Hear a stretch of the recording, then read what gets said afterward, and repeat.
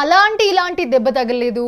బాలీవుడ్ నటుడు సైఫ్ అలీ ఖాన్కి ఏకంగా మధ్యప్రదేశ్ హైకోర్టులో పెద్ద ఎదురు దెబ్బ తగిలిందని చెప్పుకోవాలి. ఎందుకంటే సైఫ్ అలీ ఖాన్ పూర్వీకులైన భూపాల్ నవాబుల ఆస్తులను భారత ప్రభుత్వం ఎనిమీ ప్రాపర్టీగా ప్రకటించింది. ఇప్పుడు ఈ నిర్ణయాన్ని సవాల్ చేస్తూ సైఫ్ అలీ ఖాన్ దాఖలు చేసిన పిటిషన్ను మధ్యప్రదేశ్ కోర్టు కొట్టివేసింది.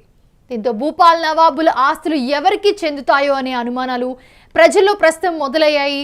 సో భూపాల్ యొక్క చివరి నవాబ్ హమీదుల్లా ఖాన్ 1949లో భూపాల్ రాజ్యాన్ని భారత యూనియన్లో విలీనం చేశారు. ఆయనకు అబిదా సుల్తాన్, సజీదా సుల్తాన్, రబియా సుల్తాన్ అనే ముగ్గురు కుమార్తెలున్నారు. నవాబ్ హమీదుల్లా ఖాన్ పెద్ద కుమార్తె అబిదా సుల్తాన్ దేశ విభజన అనంతరం 1950లో పాకిస్తాన్కు వలస వెళ్లి భారత పౌరసత్వాన్ని వదులుకున్నారు. రెండవ కుమార్తె సాజిదా సుల్తాన్ భారతదేశంలోనే ఉండి ఇఫ్తిఖర్ అలీ ఖాన్ పటౌడీని వివాహం చేసుకున్నారు. సాజిదా సుల్తాన్ 1961లో భారత ప్రభుత్వం ద్వారా హమీదుల్లా ఖాన్ యొక్క చట్టబద్ధ వారసురాలిగా గుర్తించబడ్డారు. సాజిదా సుల్తాన్ మరణం తర్వాత ఆమె ఆస్తులు ఆమె కుమారుడు మన్సూర్ అలీ ఖాన్ పటౌడీకి, ఆ తర్వాత అతని పిల్లలైన సైఫ్ అలీ ఖాన్, సోహా అలీ ఖాన్, అలాగే సబా అలీ ఖాన్ మరియు భార్య షర్మిలా ఠాకూర్కు వారసత్వంగా వచ్చాయి.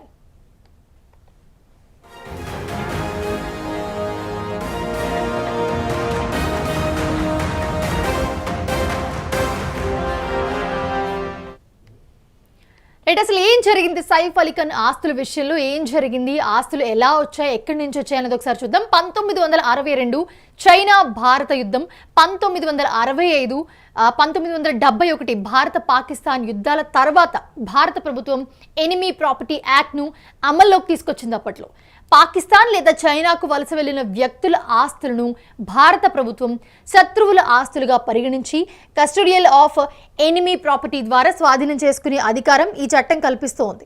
2017లో ఈ చట్టానికి సవరణలు చేయబడ్డాయి. దీని ప్రకారం శత్రువుల ఆస్తుల వారసులు భారత పౌరులైనా సరే ఆ ఆస్తులపై హక్కులు కోల్పోతారు.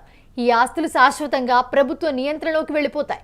సుమారు 15,000 కోట్ల విలువైన తన పూర్వీకుల ఆస్తులను ప్రభుత్వం శత్రువుల ఆస్తిగా ప్రకటించడాన్ని 2015లో కోర్టులో సవాల్ చేశారు సైఫ్ అలీ ఖాన్.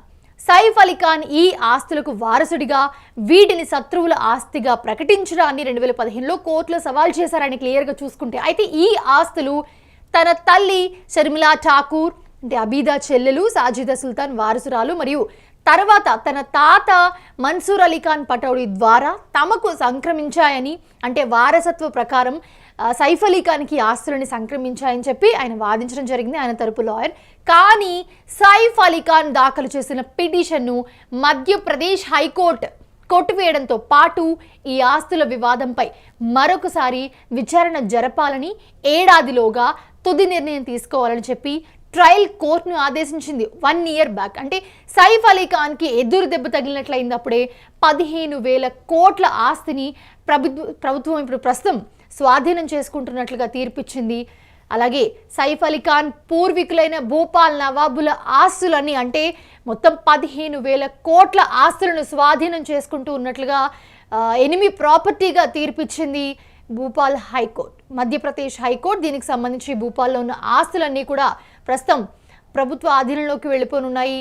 దీనికి సంబంధించి సైఫ్ అలీ ఖాన్ పిటిషన్ కూడా దాఖలు చేశారు. దానికి సంబంధించి ఈరోజు విచారణ జరిగింది. విచారణ అనంతరం ఒక షాకింగ్ తీర్పిచ్చిందని చెప్పుకోవాలి.